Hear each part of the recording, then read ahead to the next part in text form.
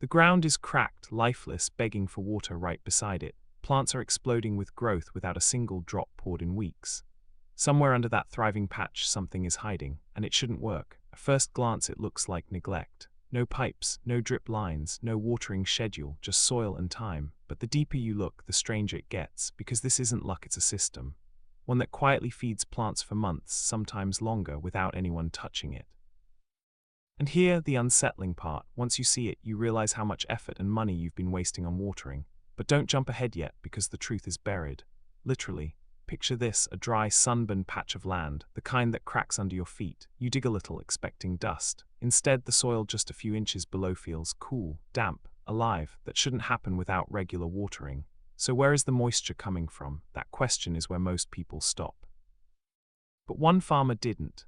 Years ago, in a region where water was scarce and irrigation systems were too expensive, a man noticed something odd.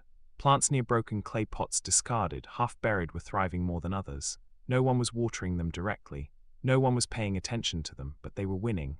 That observation sounds small, almost irrelevant, but it leads to a bigger question. What if the pot itself was doing the watering? That's where things start to shift. Because instead of pouring water onto the soil, what if you store it inside the soil? Not above, not flowing, but hidden. This is where the buried clay pot comes in. Also known in some regions as an ancient irrigation trick, but calling it ancient makes people ignore it. Because old doesn't mean outdated, it often means optimized. Here, what actually happens. A simple unglazed clay pot is buried in the ground, leaving only the opening exposed.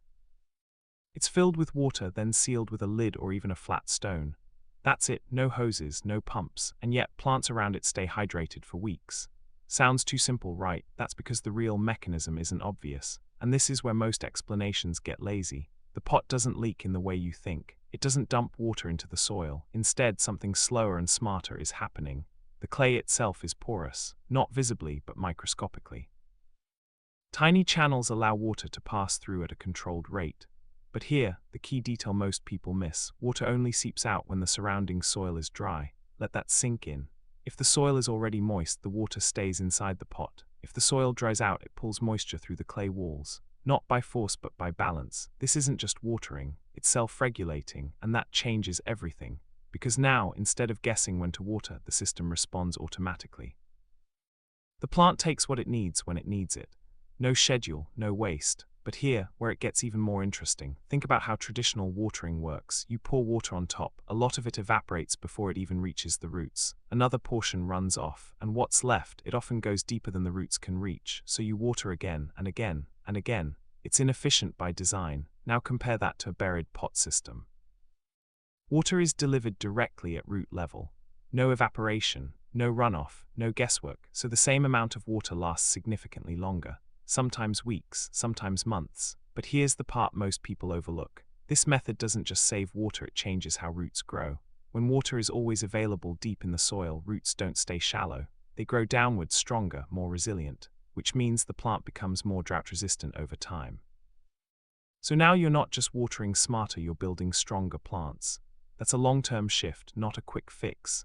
But if it's that effective, why isn't everyone using it? That's the uncomfortable question. The answer isn't technical, it's behavioral and economic. Modern irrigation systems are profitable. Pipes, timers, sprinklers, they create a system that requires ongoing input, maintenance, and replacement. There's an entire industry built around it.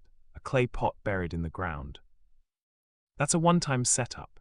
Cheap, low maintenance, almost invisible, no recurring cost, no dependency. And systems that don't require constant spending don't spread as aggressively. But that's not the full story. There's also a psychological barrier. People tend to trust complexity. If something looks too simple, it feels unreliable. We assume effectiveness must come from sophistication, technology, automation, control. A buried pot challenges that assumption. It works quietly, slowly, without visible action, and that makes people skeptical. But skepticism fades when results show up. So let's break it down practically. You take an unglazed clay pot, not painted, not sealed raw clay.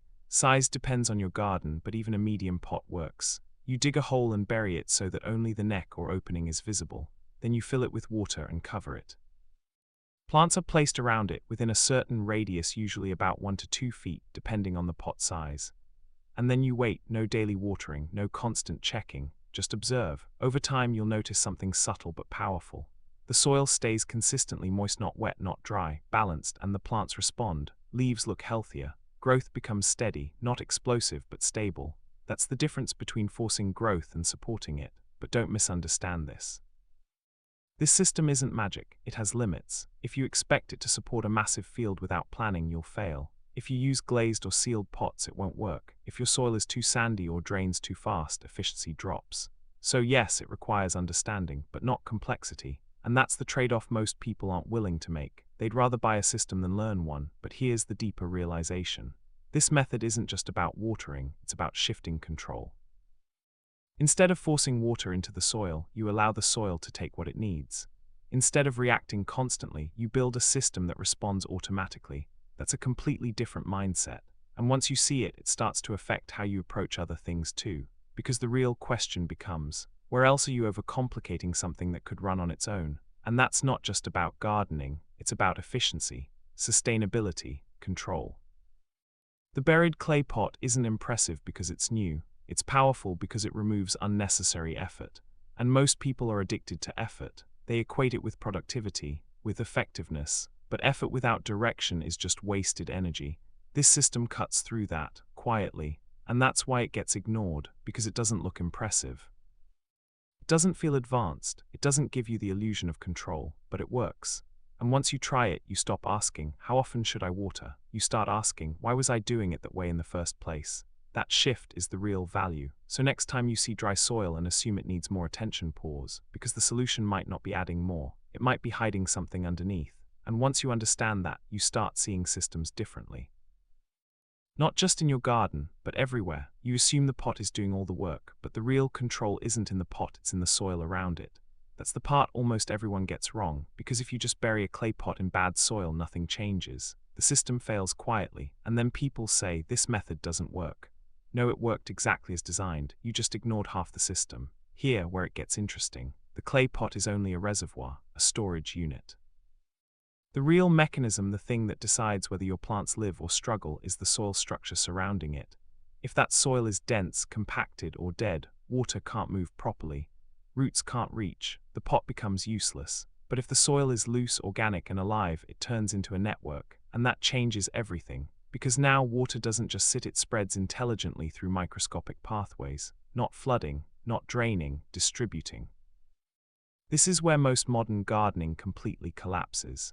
People focus on watering techniques, fertilizers, schedules, but ignore the medium everything depends on.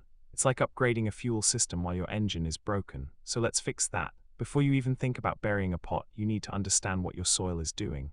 Grab a handful, squeeze it. If it turns into a hard clump that doesn't break, it's too compact. Roots will struggle, water will stagnate.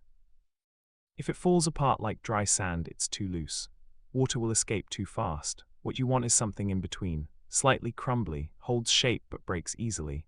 That balance isn't luck, it's built. And this is where a simple adjustment makes a massive difference. Add organic matter, compost, decomposed leaves, even aged manure if available, not as fertilizer but as structure. Because organic matter acts like a sponge. It holds moisture, then releases it slowly. Exactly like the clay pot, but spread across the soil. Now imagine combining both. A central water source and a surrounding medium that stores and distributes it. That's not watering anymore, that's a system. But here's the part that flips the logic completely. Once your soil reaches that state, you actually need less water in the pot. Read that again. Because the better your soil becomes, the less dependent you are on constant refilling. And that's counterintuitive. Most people think better growth, right arrow, more water needed. Reality, better system, less intervention needed. That's a different game, but it doesn't stop there. Spacing matters more than you think. If you plant too far from the pot, roots won't reach the moisture zone. Too close and plants compete aggressively, overcrowding the same water source. There's a sweet spot, usually a circular zone around the pot where moisture spreads evenly. That's your effective range. Ignore it and you lose efficiency. And here, the mistake beginners make, they treat all plants the same. They're not. Leafy greens, for example, have shallow roots. They'll benefit quickly, but also rely more on surface moisture. Tomatoes, peppers, these go deeper. They adapt beautifully to this system, but only if you let them. Which means resisting the urge to water from the top. That's hard for people, because visually dry soil feels wrong. But this is where discipline comes in. Just because the surface looks dry doesn't mean the roots are, and if you keep interfering, you break the system. You train roots to stay shallow again. You undo the advantage, so the rule becomes simple but uncomfortable. Stop watering from above, trust the system. Now let's address the long-term question most people never think about. What happens after months? Does the pot clog? Does it stop working? Yes, eventually, mineral buildup and fine particles can reduce seepage. But here's the difference between someone who understands the system and someone who doesn't. One panics and abandons it, the other adjusts. You can clean the pot, soak it, scrub it lightly, or replace it because it's cheap. Compare that to repairing a damaged irrigation system. It's not even close. But here, where things get even more practical, you're not limited to one pot. Larger areas can use multiple pots spaced strategically. Think of them as nodes in a network. Each one creates its own hydration zone. Connect enough of them and you've built a decentralized irrigation system without pipes. No pressure loss, no leaks, no electricity, and most importantly, no constant attention. But let's not pretend this is perfect. There are limitations. Heavy rainfall, the system becomes less relevant. Extremely cold climates, not ideal. Large-scale commercial farming, not practical in its basic form. So no, it's not a universal solution. But for small gardens, backyard food systems, dry regions, or anyone tired of wasting water, it's brutally effective. And here's the uncomfortable truth you need to face. If you ignore this method after understanding it, it's not because it doesn't work. It's because it feels too simple to trust. And that's a bias, a dangerous one, because it keeps you stuck in systems that demand more effort than necessary. Now step back for a second. What did this actually show you? Not just a gardening trick, a principle. Systems that work with natural behavior outperform systems that fight it. The clay pot doesn't force water into the soil. It allows the soil to take what it needs. That's efficiency, that's intelligence, and that idea scales beyond gardening, business, health, learning. Anywhere you're forcing outcomes instead of designing systems, you're wasting energy. But here's the final twist. Most people will watch this, think interesting, and move on. They won't test it. They won't apply it because execution requires discomfort. Change, letting go of control, and that's where almost everyone fails. So the real question isn't, does this work? That's already answered. The real question is, are you willing to trust a system that doesn't constantly demand your attention? Because if the answer is no, then you're not looking for solutions, you're looking for control, and those are not the same thing. Try it once. One pot, one plant, no overthinking. And watch what happens when you stop interfering. You might realize something uncomfortable. The problem was never the water. It was how you were using it. You think the system is stable once it's buried, but the moment you stop paying attention, it either compounds or quietly collapses. That's the part nobody talks about, because this method doesn't fail loudly. There's no broken pipe, no obvious leak, no warning sign screaming for attention. It just underperforms. Slower growth, slight yellowing, subtle decline, easy to ignore until it's too late. So what actually determines whether this works for months or slowly dies out? Not the pot, not even the water. Feedback. And this is where most people expose themselves. They install the system, then disappear. No observation, no adjustment, no learning loop. They expect a static setup to produce dynamic results. That's not how systems work, even natural ones. Here, what you should be watching but probably are. First, refill timing. If your pot empties too fast, something is off. Either the soil is too dry overall, or roots are over-concentrating around the pot, pulling aggressively. If it barely empties at all, that's worse. It means water isn't moving. Either the soil is already too wet or the pot is clogged. Both situations look fine on the surface, but they're not, so instead of guessing, track it. How many days does it take to empty? That number tells you everything. Fast drain right arrow system under stress. Slow drain right arrow system inactive. Balanced drain right arrow system working. Simple, but people skip this because it feels too basic, and that's exactly why they fail. Now here, where things get more strategic. You can manipulate how the system behaves without changing the pot. Mulching. And before you dismiss it as basic gardening advice, understand what it actually does here. A layer of organic mulch, dry leaves, straw, even shredded paper acts like a shield. It reduces surface evaporation drastically, which means less demand on the pot, which means water lasts longer, which means you refill less. That's a chain reaction most people never connect. They treat mulch and irrigation as separate things. They're not, they're linked. And once you combine them, the system becomes significantly more efficient. But here's the catch. Too much mulch, especially in poorly draining soil, can trap excess moisture. That leads to rot, weak roots, fungal issues. So again, it's not about adding more, it's about balance, always balance. Now let's address something that sounds small but destroys results if ignored. The lid. Most people just cover the pot casually. A stone, a tile, anything flat. But if that lid doesn't seal properly, you're losing water constantly through evaporation directly from the pot, which defeats the entire purpose. Worse, it invites insects, mosquitoes, contamination, so a proper cover isn't optional, it's critical. Tight, stable, minimal airflow, small detail, big impact, and this is where the pattern becomes obvious. Every failure point in this system is subtle. No dramatic breakdowns, just small inefficiencies stacking over time. And if you're not paying attention, you blame the method instead of your execution. Now let's go one level deeper. Scaling. Everyone gets excited after one successful pot. Plants look good, water lasts longer, so they jump straight to scaling. Big mistake, because scaling a system you don't fully understand just multiplies your errors. Instead, you need variation. Test different placements, different plant types, slight changes in spacing, not randomly but intentionally. Because each setup teaches you something, and once you understand patterns, scaling becomes predictable. Not guesswork, but here, where most people sabotage themselves, they mix systems. They install clay pots but still use occasional surface watering just in case. That destroys root behavior. Plants become dependent again. You're training confusion into the system. Either commit or don't bother. Half measures give half results, and then people say it didn't work that well. Of course it didn't, you diluted it. Now zoom out. What you've built here isn't just irrigation, it's a feedback-driven system. Input, water in the pot mediator, soil structure response, plant uptake adjustment, refill timing, mulch, spacing that loop repeats continuously. And once you understand it, you stop reacting emotionally. You start adjusting logically. That's a different level of control, not forced control, earned control. But here's the uncomfortable reality. Most people don't want systems like this, because they remove the illusion of effort. You're not busy anymore, not constantly watering, checking, adjusting. And for some people that feels like losing control, so they go back to manual watering. More work, less efficiency, but it feels active. And that's enough for them, so be honest with yourself. Do you actually want efficiency, or do you just want to feel involved? Because this method forces that choice.